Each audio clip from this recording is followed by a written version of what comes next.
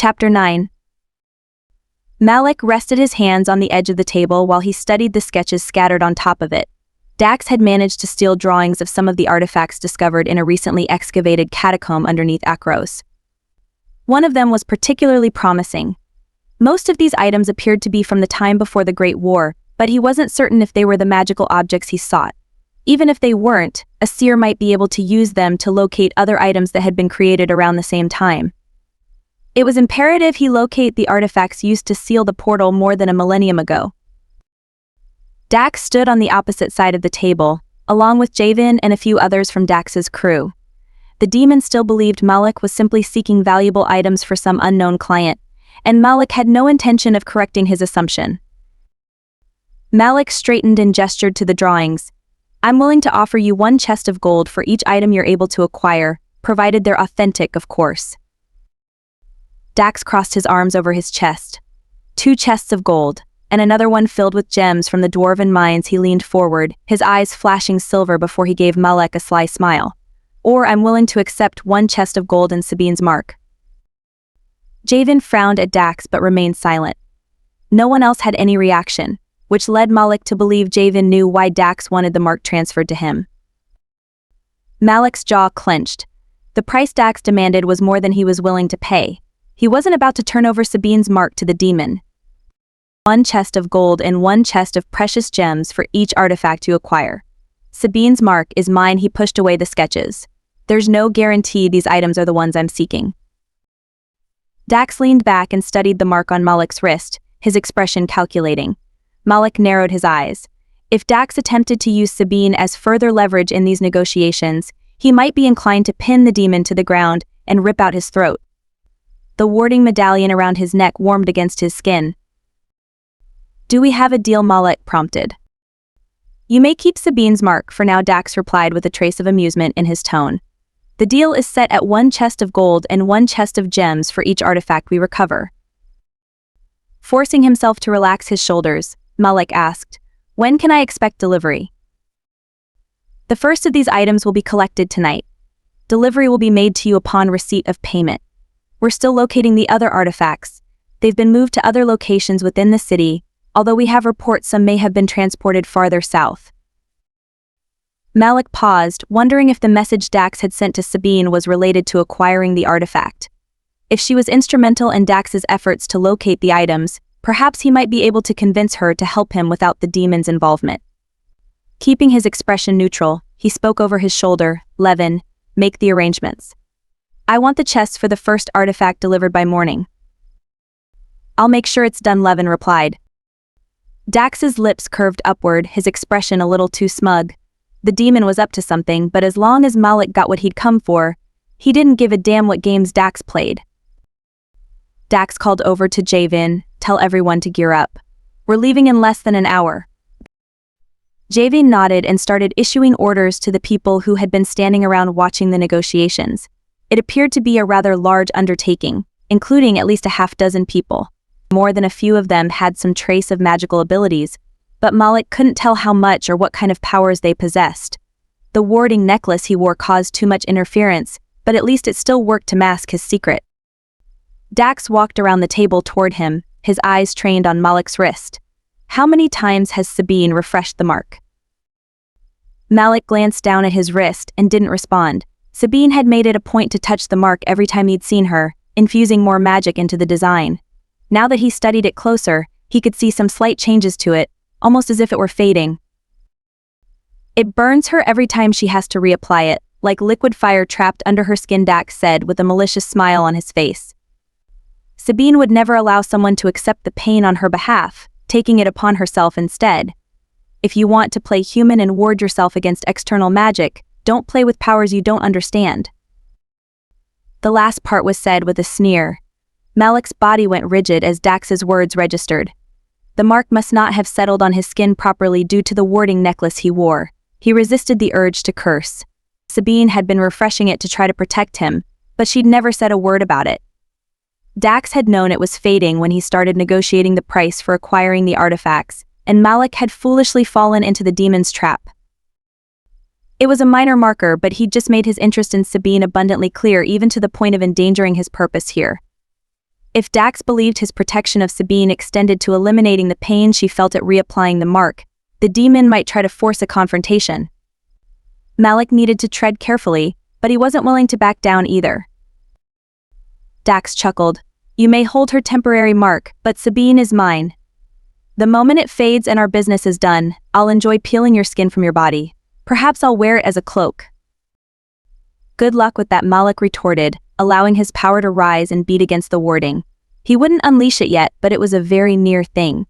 Levin moved into a defensive position beside him. An unfamiliar woman entered the room, sweeping her gaze over everyone before settling on Dax. She hesitated for a moment before Dax demanded, "What is it, Leia?" She winced and hastened over to him, offering a rolled parchment. An urgent message just arrived. It has Balkan's seal. Dax took it, breaking the seal with his magic and sending a waft of sulfur into the air. He read it quickly, his scowl deepening, and then crumbled it. His eyes flashed silver as flames erupted from his hand, engulfing the message until it was nothing more than ash. Javen, when did you last see Sabine? Dax snapped. Javen jerked to attention. A few hours ago. I believe she intended to come here after acquiring the information you requested. Is there a problem? I want her found. Now. Javen gave Dax a curt nod. Shall I contact Bane? Do it. Tell him to run a tracking spell on her immediately, he ordered, turning and pacing the length of the room. Leia, go to Esmel's shop and see if she's there. Varen, I want you to locate one of the street kids lurking in the market. Have them get a message to Edvar and find out if he's seen her. Malik frowned and took a step toward the demon. Is Sabine in danger? Dax scowled at him, but before he could respond, the door opened again and Sabine entered, carrying some rolled-up parchment. Malik scanned her up and down, but she appeared much the same as when he'd left her. Although the flowers were now missing from her hair, she otherwise appeared unharmed.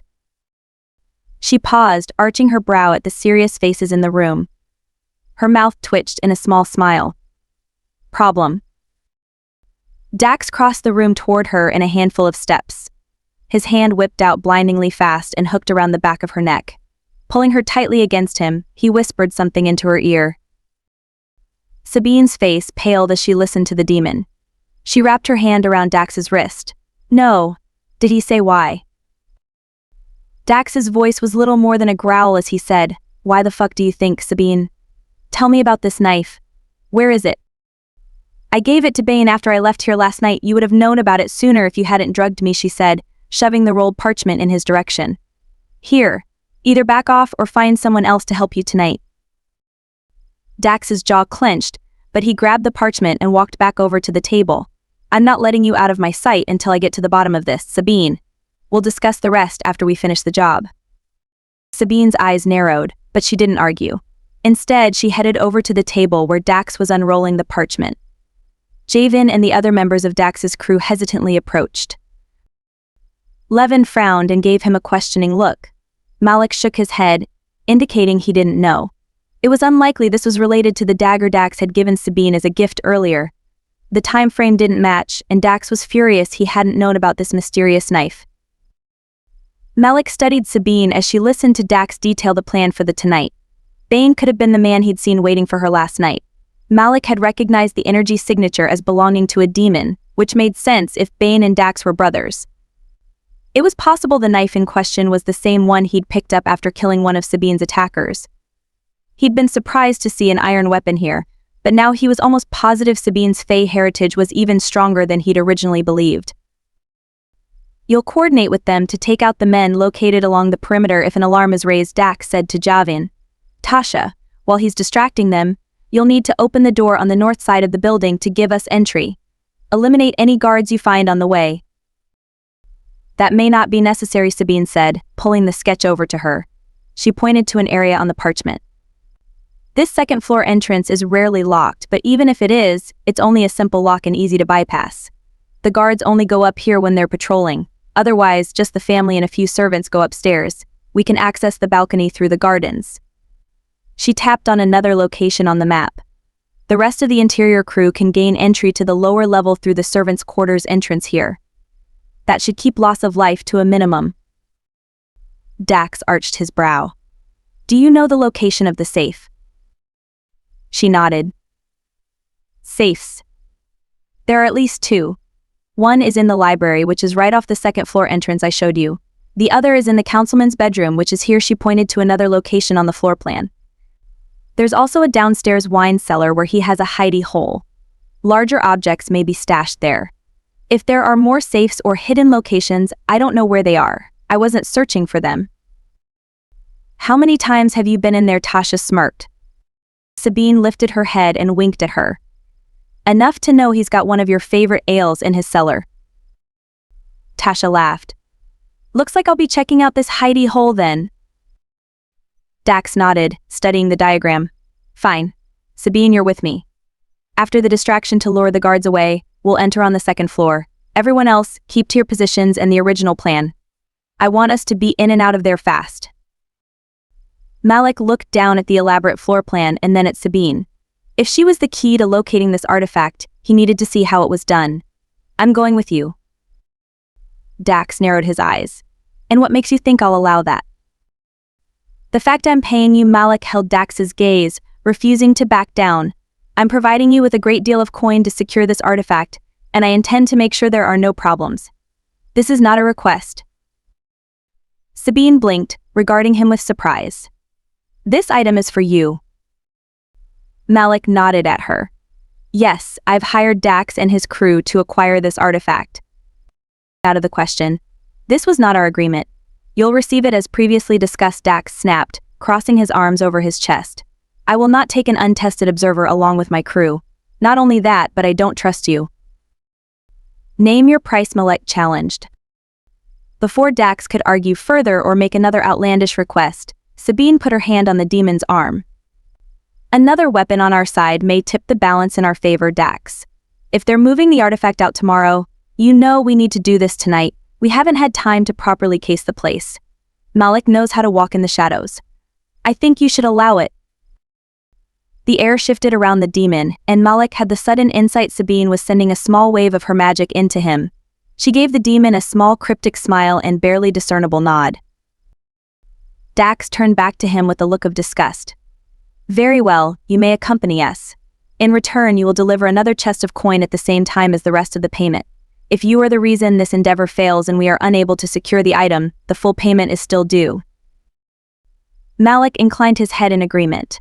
He wasn't sure why Sabine had helped convince the demon, but he wasn't going to argue.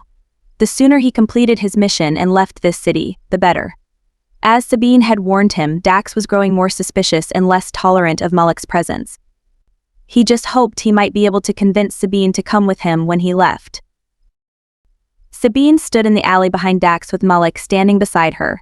Everyone was in position, waiting for Dax's signal. He turned to Malik and pulled out a knife, flipping it over and offering it hilt first. A blood oath is required, or you will wait here in the alley. His eyes flashed silver. This is not a request. Malik narrowed his eyes but didn't take the blade. What oath?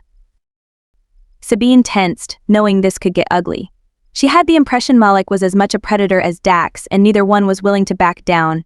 It was probably foolish of her to intervene in their argument earlier, but Sabine was curious about why Malik wanted to come along. She'd wrongly assumed Dax would have regulated him to accompany Javian, but Dax had decided to keep Malik with them instead. If she had to guess, she'd say Dax was still trying to manipulate the situation so he could eliminate Malik. She might understand and respect Dax's reasonings for the oath, but Malik wouldn't. Deciding it would be best to intervene again before either one decided to shed blood, she took the knife from Dax. He scowled at her. She ignored him and turned away, taking his silence as reluctant agreement he'd accept her handling of the situation. Sabine looked up at Malik, whose expression had softened to one of curiosity. The oath she was about to ask him to make was one that had to be adhered by both magic users and mundane humans. It wasn't something done lightly, and she wouldn't normally ask such a thing. If Malik refused, Dax would kill him right here and now, and she would have to stand by and let him. Hoping she wasn't wrong about Malik, she chose her words carefully. The night we met, you offered me your word you didn't intend me any harm. Tonight, I ask you to make it official. By blood and moonlight, I ask for your oath you will not reveal anything you see, hear, or learn tonight. Malik straightened, darting a quick glance at Dax before focusing on her again. The ship captain nodded and held out his hand, allowing her to place the hilt of the blade in it. A surge of relief rushed through her at his quick acceptance. Malik flipped the knife around, much in the same manner Dax had done, and sliced open his non-weapon hand. He curled his injured hand into a fist. By blood and moonlight, I swear I intend you no harm. I further swear not to reveal any secrets that might be seen, heard or learned tonight without your leave to do so. Sabine held out her hand, and he placed his injured hand over hers. His blood spilled onto her hand. She froze, staggered by the raw power in his blood. Her gaze flew up to meet his, but he kept his expression neutral. Only the slight tension in his shoulders belied his nonchalance. She swallowed her unease and blew softly over his hand, infusing her breath with the magic of her ancestors to seal their bargain and heal his wound. She wasn't a healer by any means, except for this one ability granted by a promise and gift of blood. Still somewhat shaken by the unexpected rush of power in Malik's blood, she managed to complete the ritualistic words, "By blood and moonlight, I accept and bind your oath." Sabine started to pull away, but Malik captured her hand. He held her gaze, lifted her hand, and placed a gentle kiss on it. Charmed by the romantic gesture, she gazed up at him and gave him a shy smile. It might be a small thing to others, but no one had ever treated her like this before. Dax scowled, snatched his knife back, and resheathed it. "Sabine, it's time." Reluctantly, she pulled her hand away from Malik and nodded. It was time to honor her part of the debt they'd forged years earlier.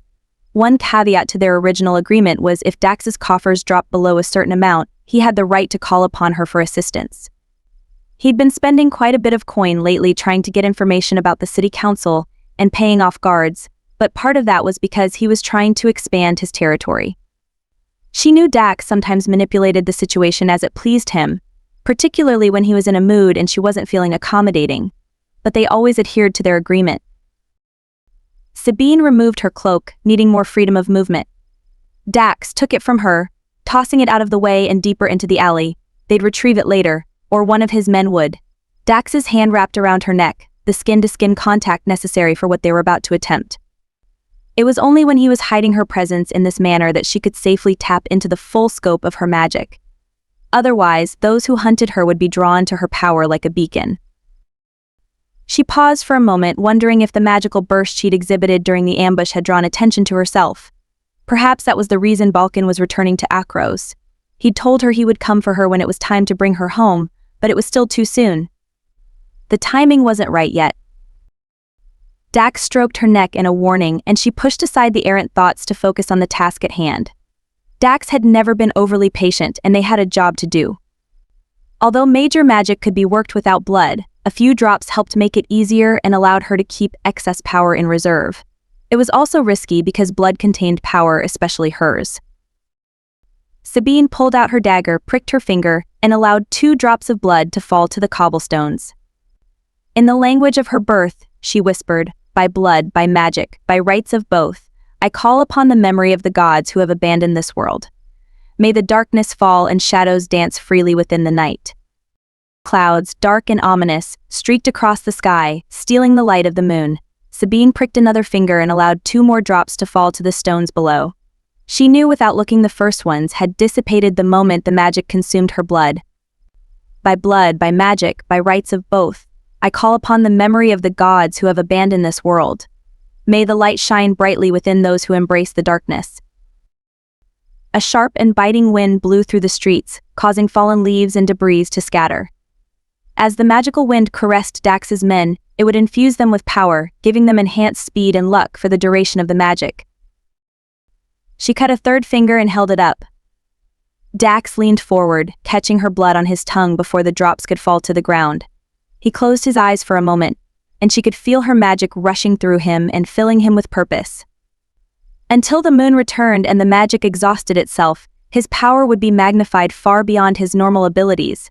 His ties to this world were once again cemented, and he was now as powerful here as he would be trapped in the underworld. Stolen blood could never be used for this purpose, even though many had tried over the centuries. The magic flared bright and true only when offered as a gift or a bargain was struck. Dax stroked her neck again, indicating it was done.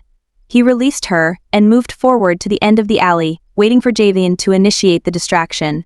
The moon's disappearance was the prearranged signal for Dax's men to move into position.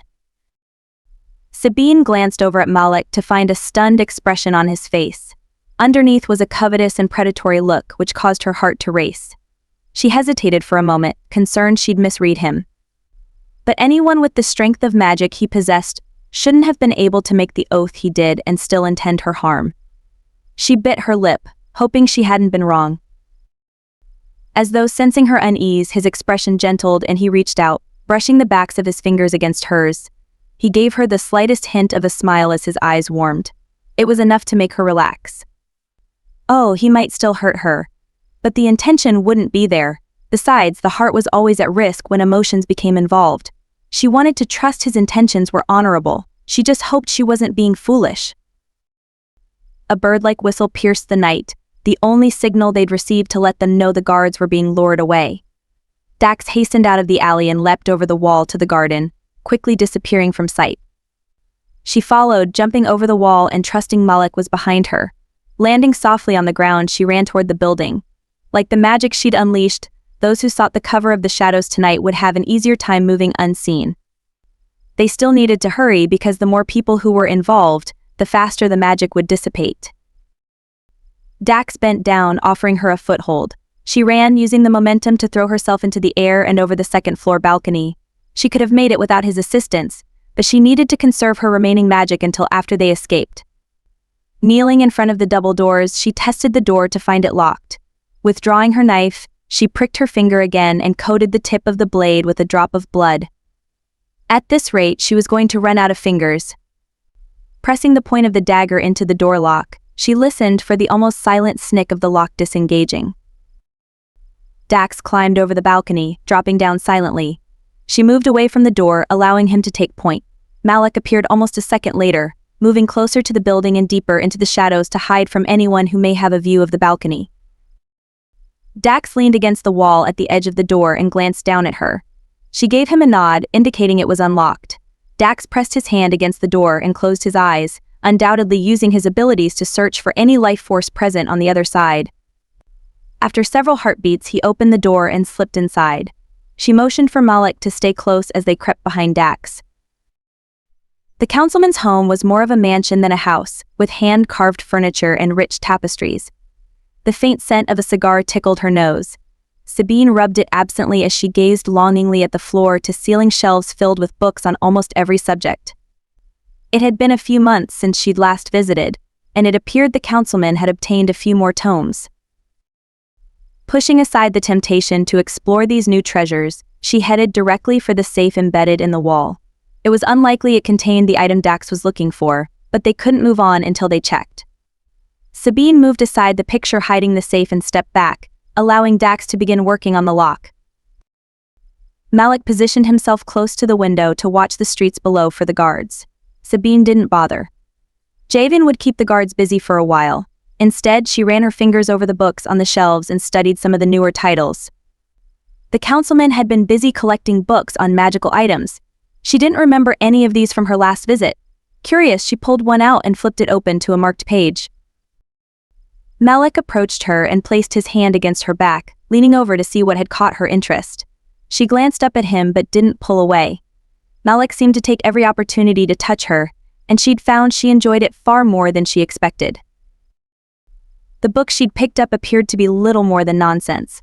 It was a madman's ramblings, most likely a human who was running tests on items forged with magic. A lot of it was speculation about things he didn't understand.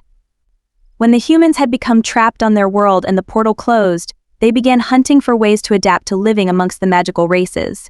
The first witches and warlocks were created using these methods, trying to steal magic from others and forcing it to bend to their will. Like the offering she'd made to Dax, magic needed to be gifted or part of a bargain for it to remain effective. The humans eventually realized this simple truth, which ended up being part of the reason there were so many mixed heritages. Even Esme was mostly human, but somewhere in her family line was a dryad who had mated with a human. The notes scribbled in the margins of the book were a little more interesting. Someone, possibly the councilman, had made several references to the light and the dark. He further went on to write about how the dark could be trapped by the light, and vice versa. Sabine frowned, wondering if the councilman had been experimenting with magic and whether this had anything to do with the strange rumors circulating in Akros. If Baxter had discovered the artifacts were magical items, he might be trying to use them for some unknown purpose. It would explain some of the secrecy. Dax opened the safe and Sabine slid the book back onto the shelf. She'd have to come back at a later time and investigate more thoroughly. Leaning over Dax's shoulder, she watched as he pushed aside some papers to reveal a box tucked into the back of the safe. He pulled it out and flicked it open, studying the sparkling diamond necklace resting inside. It wasn't dwarven workmanship nor magical in nature, and only somewhat pretty. Dax arched his brow in a silent question. She wrinkled her nose and shook her head. He nodded, withdrew the necklace, and tossed the empty box back into the safe. If she had indicated she liked it, the jewelry would probably make its way into a gift of some kind for her. Since she was ambivalent about it, Dax would likely sell it and distribute the profits to his crew. It clearly wasn't the item they were hunting, so Dax put it in his pocket, closed the safe, and moved the picture covering it back into position. Malik glanced at her with a question in his eyes. She shook her head to indicate they needed to keep looking. Dax moved to the door leading out into the hall. Pressing his hand on the door, he closed his eyes again and breathed deeply. His shoulders tensed and he jerked his head in her direction. Sabine grabbed Malik's hand and pulled him into the corner of the room just as Dax moved in front of them. Reaching out, she touched Dax's hand and focused on gathering the surrounding shadows just as the door swung open. The light in the room changed slightly, but not enough to alert anyone of the deepening shadows. It wasn't an invisibility spell. Such things were impossible, but perceptions and lighting could be changed to hide someone from view. It was also possible to plant a suggestion for people not to notice them, encouraging them to slide their gaze past them as though they were a fixture or furnishing. The magic flowed over them, not penetrating Malik's warding, but it didn't matter. The type of magic she was using wasn't designed to affect him directly, it was simply necessary to mask his presence. Footsteps moved across the floor of the library, most likely from one of the guards patrolling the house. Dax silently slid a knife out of its sheath, but he wouldn't break her shadow illusion, unless the guard got too close. Sabine kept her breathing quiet and glanced over at Malik to see he'd also angled himself protectively in front of her and had drawn a weapon. Despite the danger, she smiled to herself at the gesture. She could handle herself fine, but it only reinforced her earlier decision to trust him. The moment the guard was gone, Dax slipped his knife back in its sheath and jerked his head toward the door. Sabine released the magic masking their presence and followed him. Some of Dax's people were probably still searching downstairs. Either Javian or Varian most likely already had contacts amongst the servants, allowing them to move downstairs a bit easier. The second floor was more dangerous, which was why Dax had wanted to handle this part himself. Even with her ability to manipulate the shadows, moving around unseen with 3 people was far more challenging than if she'd been alone. But with the guards or hired mercenaries lurking around, Dax would never have agreed to allow her to break into the councilman's home without him. Malik carried himself well though. He hadn't panicked, which was always a concern when someone was new to this type of activity. It made her even more curious about his background and where he'd learned some of his skills. They moved down the hallway toward the master bedroom, the other location with a hidden safe. Thievery had never been her primary motivation.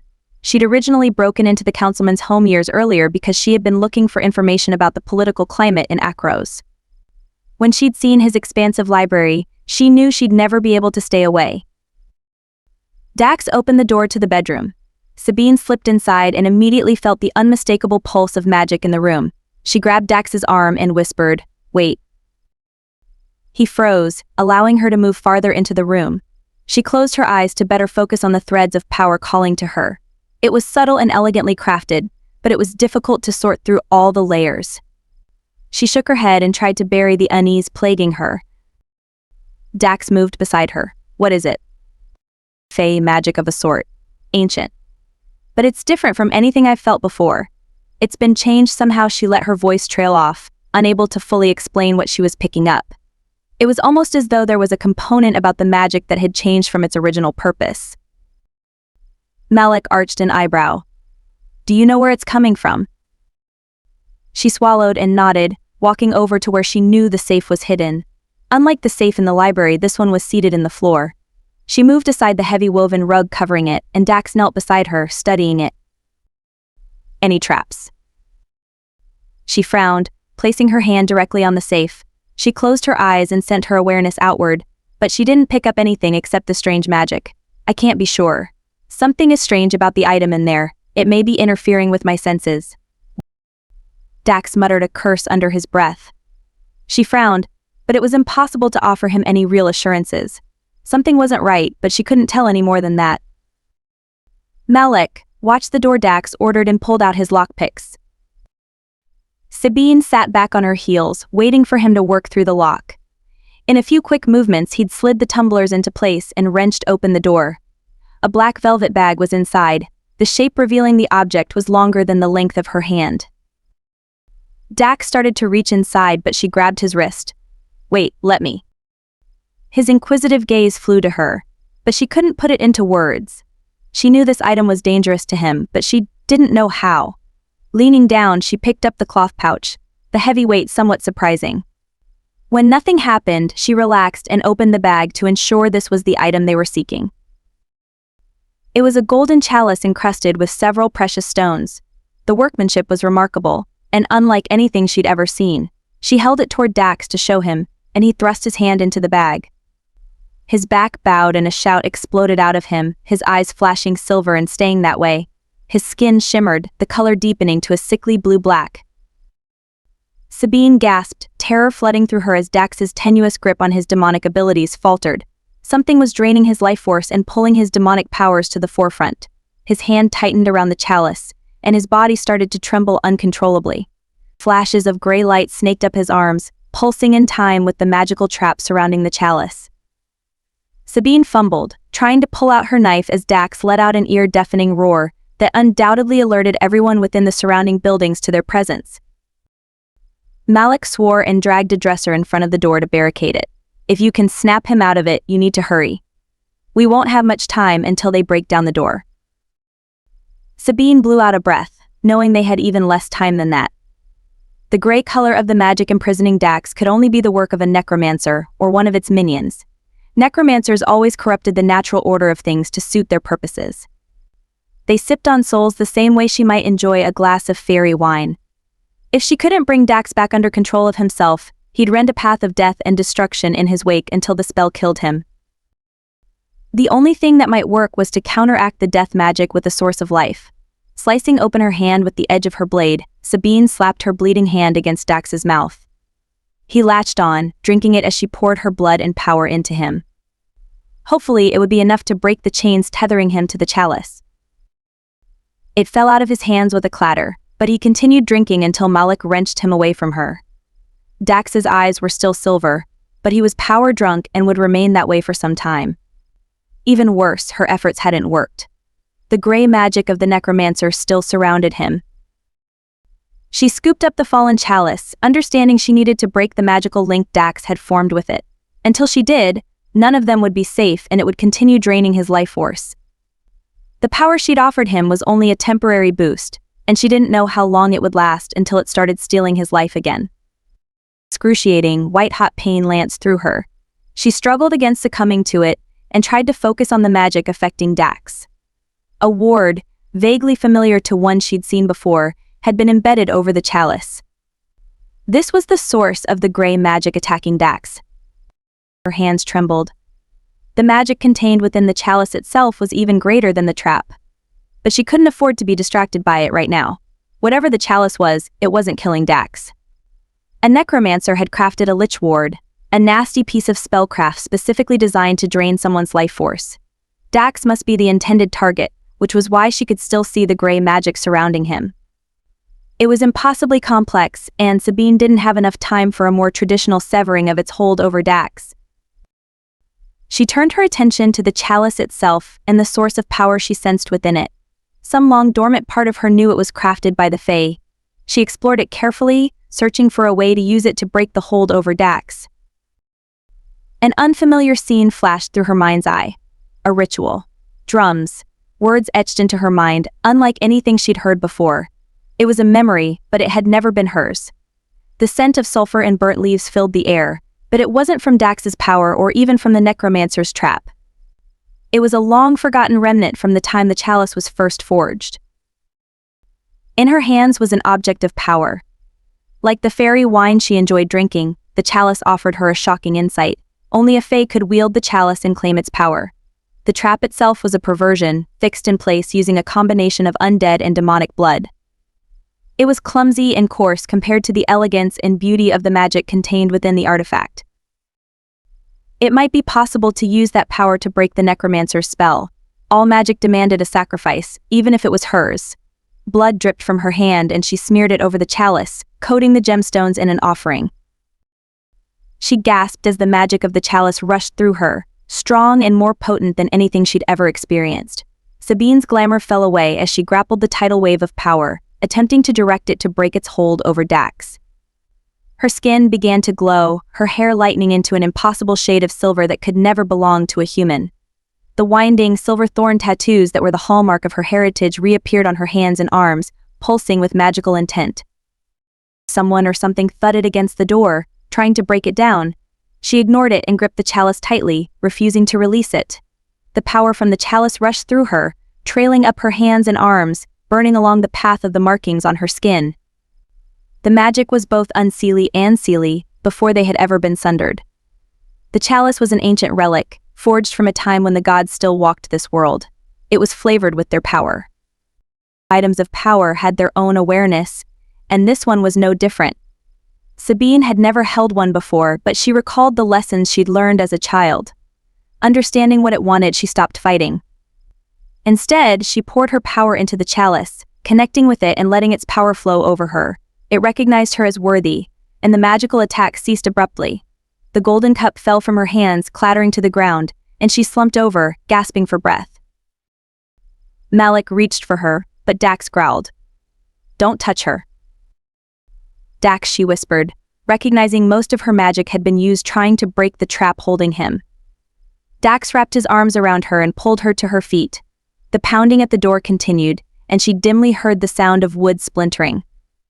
At least Dax seemed to be in control of himself once more, and one crisis had been averted. Dax scooped her into his arms and carried her over to the bed. "Do you have enough strength to hide yourself?" She blinked, trying to fumble with her limited magic, and nodded. It would be a crude undertaking, but it was imperative it be done. The glamour settled over her skin, 1,000 pinpricks as she fixed the illusion in place. "We need to get her out of here," Malik warned, pushing another piece of furniture in front of the door. They'd break it down any minute, and she couldn't risk being caught here in her weakened state. "There's an attic access in the sitting area," she managed, leaning against one of the posters of the bed and trying to fortify her remaining strength. It would take some time and rest before her magic naturally replenished itself. Dax yanked open the attic access, studying the darkness. "We can escape to the roof and over to the adjacent building. Can you climb?" Sabine winced. "I don't think I have much choice, but I might need some help. The chalice should be safe to pick up for now, but use the bag, just in case. I don't have enough magic left right now if you trigger it again." Dax walked back over and carefully used the bag like a glove to pick up the fallen artifact. He slid it back inside and pulled the drawstring tight, hiding it from view. Malik frowned and motioned toward the attic entrance. "They're going to be through the door in another minute. We need to leave. Now." Dax affixed the bag to his waist and frowned. "Malik, take her back to the tavern.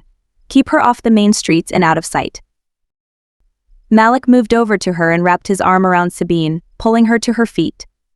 She was still unsteady, but that wouldn't get any better until she had a chance to rest. Peering up at Dax, she asked, "What about you?" "I'll stall them." Dax slid his sword from its sheath.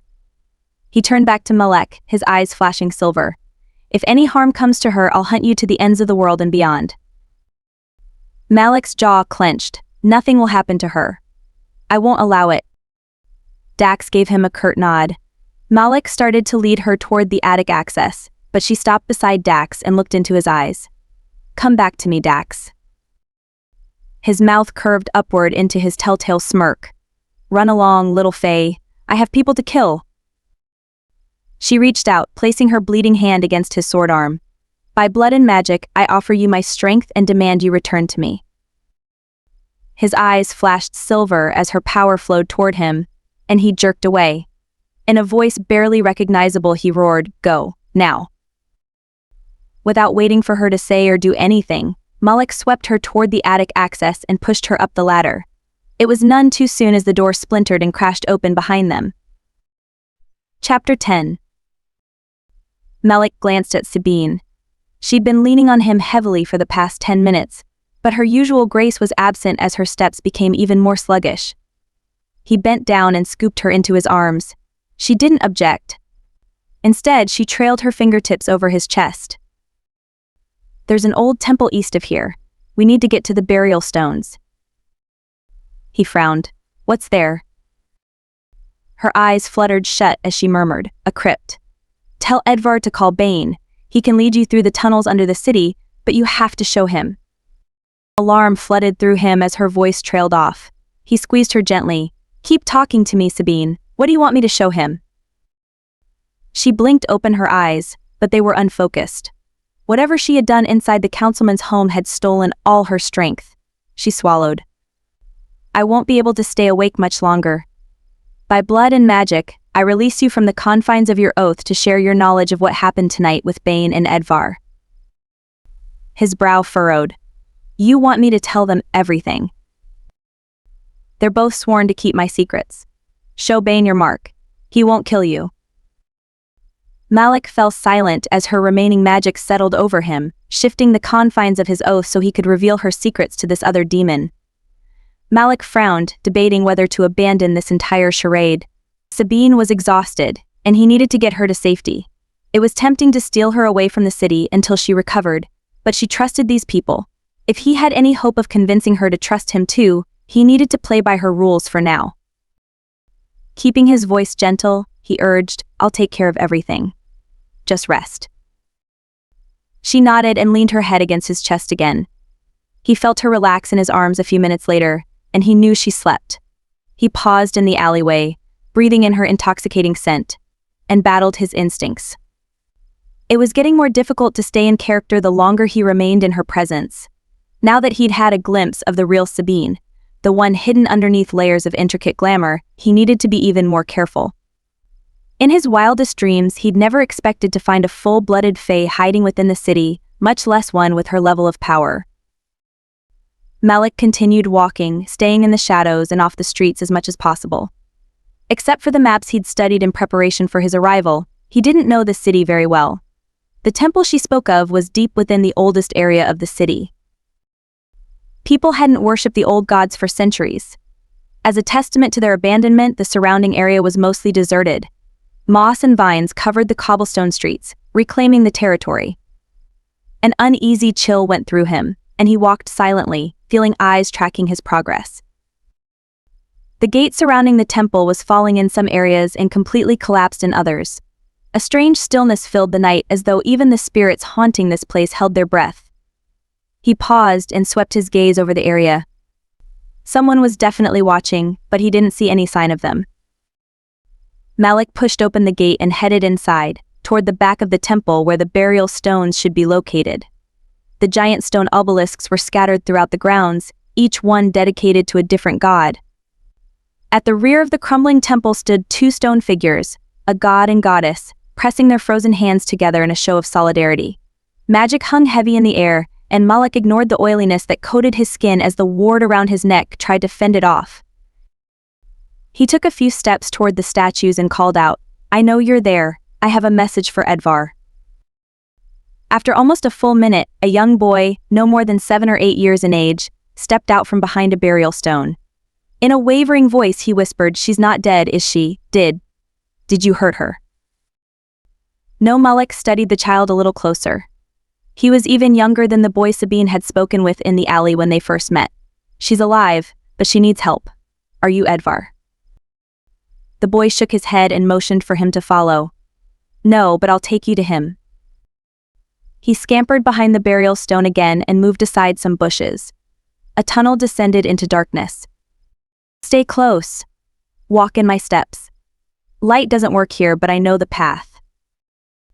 Malik arched a brow but followed the boy's instructions.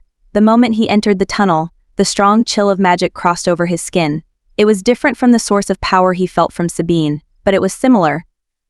Someone with Fae blood had placed wards here, powerful ones. Sabine's warning about needing an escort suddenly made sense.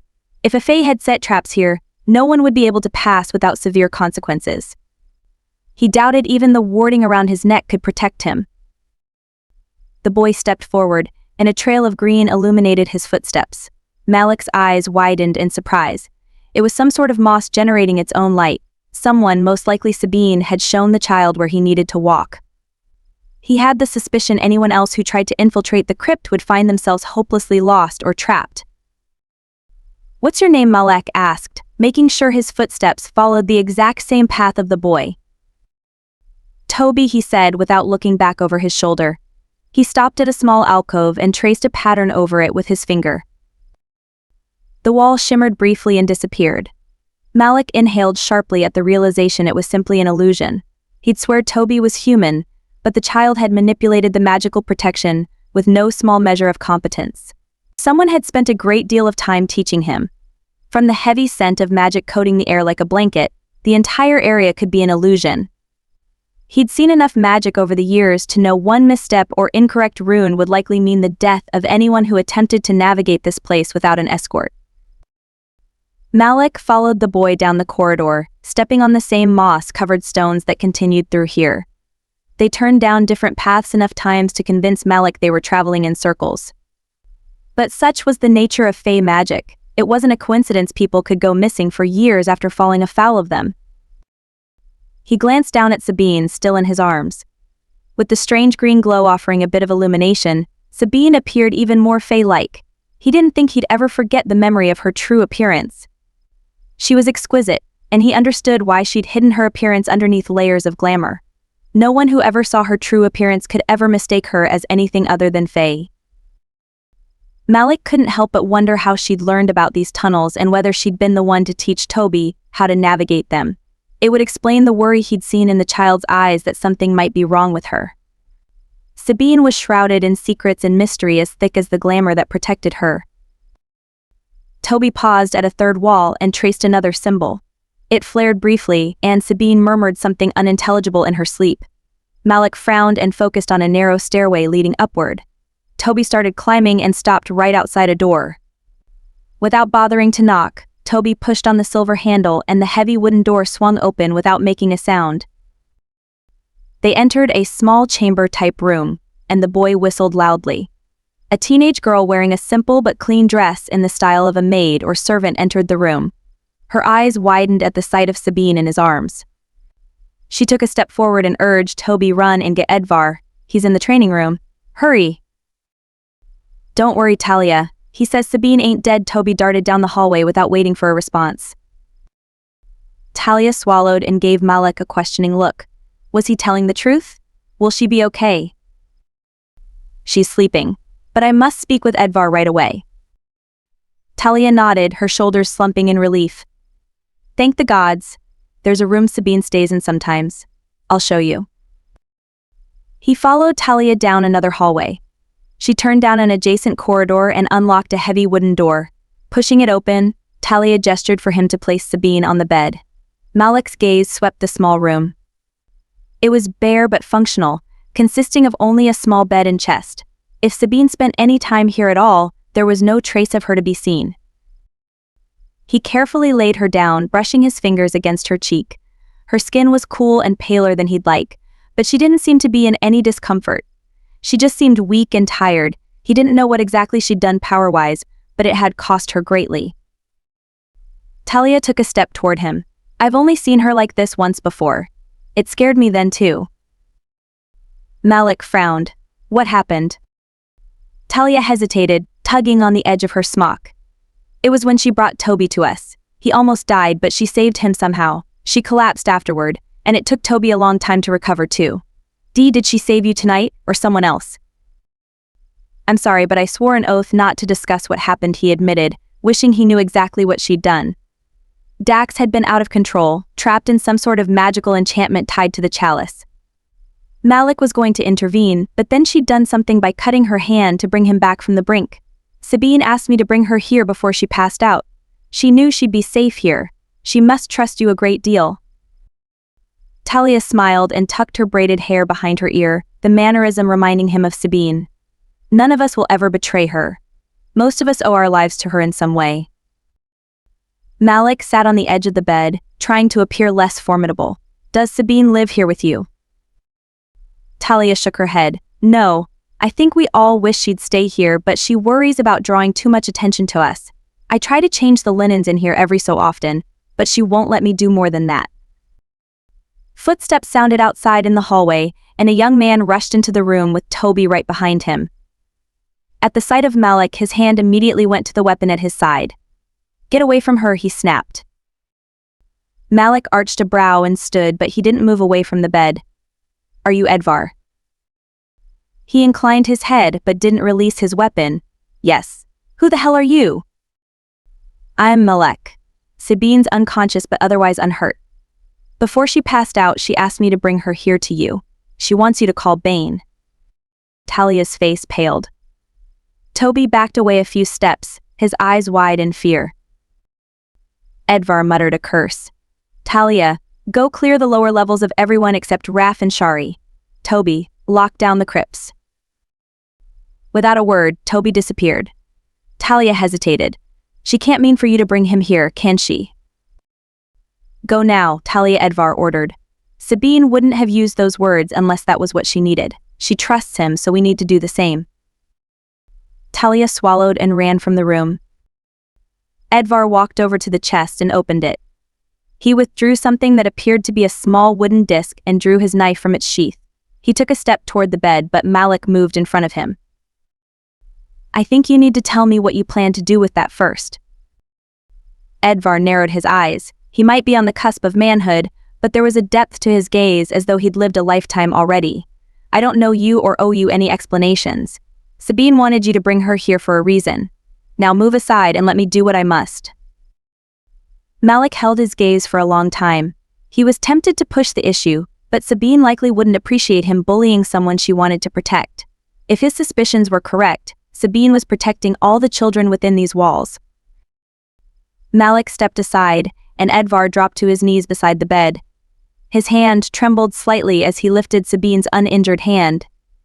Malik had stopped to bind the wound on her other hand once they were away from the councilman's home. Sabine had been frantic about stopping her bleeding, which made sense given her true identity. Edvar used the knife to prick her fingertip. Blood welled to the surface, along with the heady scent of the forest and wild magic. Malik froze as Edvar coated the wooden disc with Sabine's blood. It soaked the surface almost immediately. "Savior," Edvar whispered, and the disc began to glow. He pressed it again to Sabine's finger and more blood soaked through. The disc became even brighter, almost humming as power in the room began to build. It was threatening and furious all at once, but it was gone a moment later. With shaking hands, Edvar placed the disc in Sabine's open hand. Malik leaned down to see the wound on her fingertip had disappeared. The strange light had done something to heal the injury. Unfortunately, Sabine didn't look any better. If anything, her skin was even paler. Panic rushed through him as he reached downward to check for a pulse. Her heart was beating, but it was slow. Something wasn't right. "What did you do?" Malik demanded, glaring at Edvar. "She's weaker." Edvar shook his head, his expression alarmed.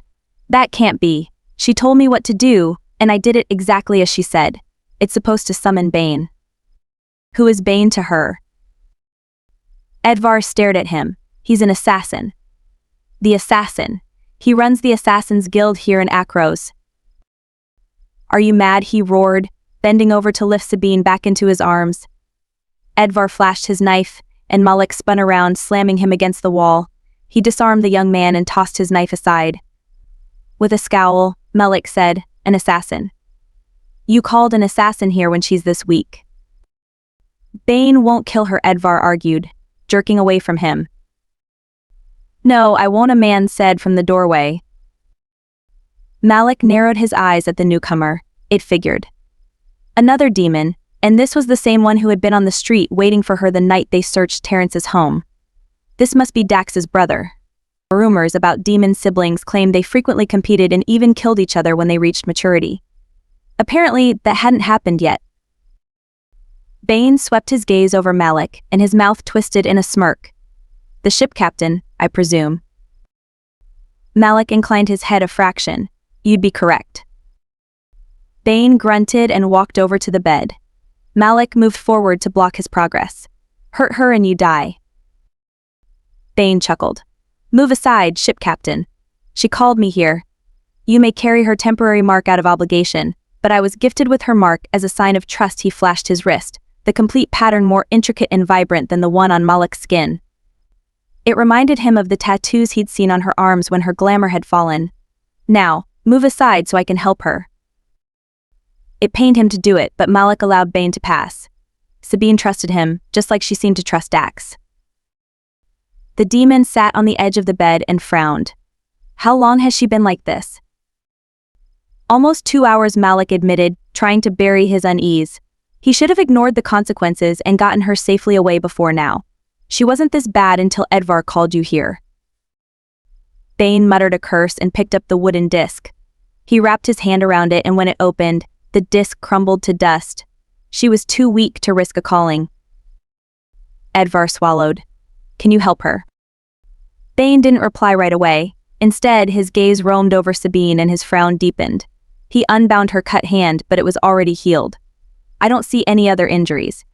Activating the disc would have healed most of her wounds. What exactly happened? Malik rubbed the back of his neck. He'd been replaying everything in his head, but he still didn't understand everything that had occurred. I've been trying to figure it out. Dax picked up an artifact and had a bad reaction to it. It caused his eyes to silver. Sabine managed to bring him back to himself using her blood, but then she did something to disable the magical protection around the chalice. She was weaker afterward, but not this bad. He stared at the sleeping woman, wondering if the entire thing had been a trap. We got pinned down and couldn't get out. Dax told me to get her out of there while he created a distraction. Sabine asked me to bring her here. Edvar nodded. Sabine was here earlier tonight. She needed floor plans drawn up for the councilman's home. I think they were going after some artifacts that were found in the catacombs. Bane's shoulders tensed. Did Sabine touch Dax after she picked up the item? Malik frowned. Yes, when we were trying to escape. She was already weak by that point. Would she have transferred more of her power to him? Bane nodded. Unfortunately, yes, if she thought Dax was in danger, she would have made every effort to prevent him from falling into complete bloodlust. I took a trace amount of energy from her the other day, and I can share some of it with her now. In her current state, it won't be enough. I need to return her to Dax. He can return more of what he's taken from her. Malik clenched his teeth. For some reason, and even though he didn't have any right to feel that way, he didn't like the idea of her sharing magic with Bane. Such a thing could be extraordinarily intimate. It was also a sign of trust. Most people avoided demons, but Sabine had embraced both of them and shared power with them. That wasn't an act done lightly, especially between Fae and demons. Bane reached down and took Sabine's hands in his.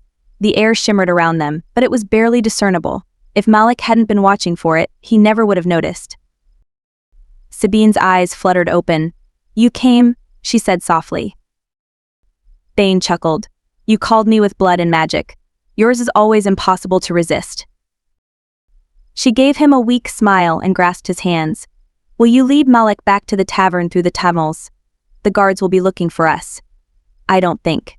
She shook her head as though trying to clear it. I don't think I'll be able to stay awake long enough to show him the way. He arched a brow. I'm not in the habit of saving lives other than yours, little one. But for you, I will do as you ask and return you both to the tavern. I'm assuming Dax is waiting there for you. Sabine nodded and closed her eyes again, and Bane's shoulders tensed. He shook her awake and demanded, What have you done, you beautiful little fool? How much power did you share with Dax? She blinked several times, but it was apparent she was struggling to stay awake. Not Dax's fault, she slurred. It was a lich ward. Embedded over the chalice and activated by touch. I broke the hold over Dax, but not. Without consequences.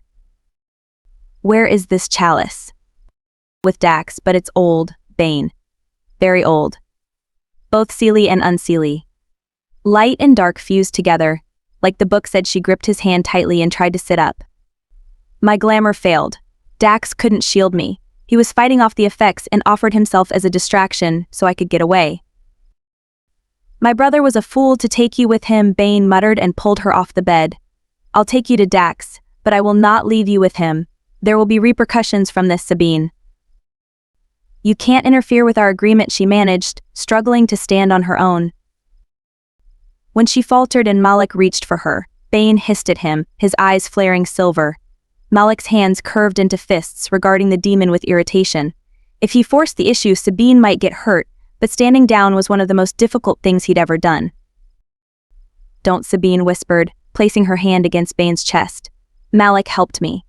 I wouldn't have gotten away if it weren't for him. The magic you gave me is already fading. We need to hurry. Bane glanced down at her and back at Malik with a look of disgust. He lifted Sabine into his arms. Follow closely, ship captain. She wants you alive, but her safety is my priority. I won't wait for you if you fall behind. Malik nodded and followed the demon back down the corridor. Sabine had already slipped back into unconsciousness, and Bane shifted her over his shoulder. Malik suspected he moved her so he could have his weapons hand-free. Bane might have agreed to honor Sabine's request, but he'd likely try to wriggle out of it at the first opportunity. Malik wasn't overly concerned, except he'd need to break his own wording if it came down to a fight between them. The thought of wards brought him back to Sabine's earlier comment. He'd heard of lich wards, but he hadn't known it was possible to escape from one once it had been triggered. What did she mean about a lich ward? I don't know everything she was talking about, but whatever Dax tried to steal, the ward may have been designed to target him specifically. Dax has been causing trouble for the city leaders, and they've been trying to shut him down for some time. My brother likely wouldn't still be alive if it weren't for Sabine. Bane placed his hand on the wall and traced a pattern. A symbol flared briefly with a potent red light before the wall disappeared from view.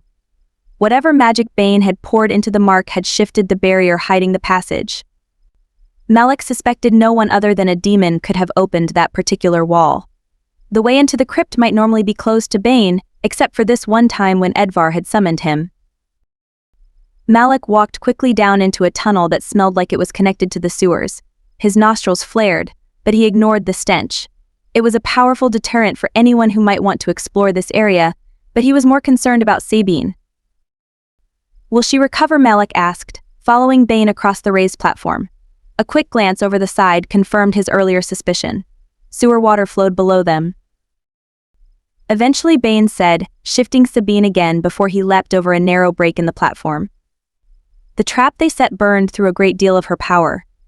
She poured what she could into Dax, probably to ensure he'd survive once she left him. If he burns through too much of her transferred power, it'll leave her vulnerable for longer than I'd like. Malik nodded, relieved by the demon's words. Vulnerable wasn't ideal, but he could ensure she remained protected until she fully recovered. That was assuming she allowed him to remain close once she learned the truth about why he was here. He thought back to the books she'd been studying in the library. Sabine picked up a book in the Councilman's library. It spoke of the light and dark. Bane snorted. It's a trademark of humans to want to identify everything into light or dark, good or evil. Malik made a noise of agreement and ducked under a low-hanging beam. He considered the rest of what Sabine had told Bane, particularly about the stealthy and unstealthy. As Bane had mentioned, good and evil was a human perception. The stealthy and unstealthy were simply different facets to the same people. During the last war, the Fae who rejected the claims of the gods were labeled as unstealthy and sought refuge with the dwarves and demons underground. The stealthy were the ones who remained in service of the gods and supported their return. If Sabine were an unstealthy Fae, it would explain her willingness to consort with demons. The realization made him straighten. Sabine might actually be inclined to help him with his mission when she learned the truth. Although that might be false optimism, the unstealthy were still Fae, and all Fae viewed his kind as their enemies. Malik thought for sure she'd known what he was when he made his oath earlier. She'd been uneasy, but she hadn't said anything. It was possible she'd never met one of his kind before. His people rarely traveled this far south. Bane stopped at another wall, tracing another rune with his hand. It flared red again, and the wall dissolved. He stepped through and Malik followed closely, glancing backward to see the wall had already reformed behind him. The sound of weapons sliding from their sheaths cut through the quiet. Malik's hand immediately went to his sword, drawing it in preparation for an attack. Bane's body remained relaxed, and he didn't bother to draw his weapon. "Lower your weapons, and I'll allow you to live," Bane said in an almost bored tone to the two men blocking their path. One of the men nodded toward Sabine. "We're under orders. Give her to us and walk away." Malik moved to stand next to Bane and into a more defensible stance.